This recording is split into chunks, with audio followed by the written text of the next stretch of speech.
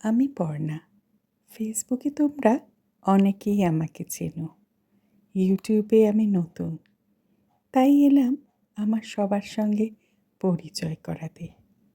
রোজ সকালে ১ কাপ চা আর বেলায় এই ১ কাপ ব্ল্যাক কফি আমার খুব প্রিয়। এবার চলো আলাপ করিয়ে দিই।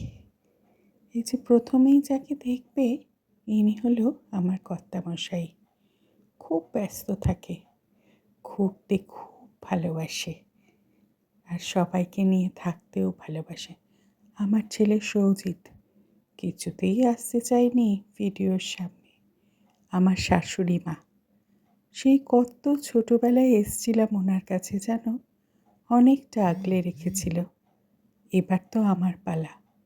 আমার শ্বশুরমশাই দেখে যতটা রাগী মনে হয় অতটাও রাগী নন কিন্তু।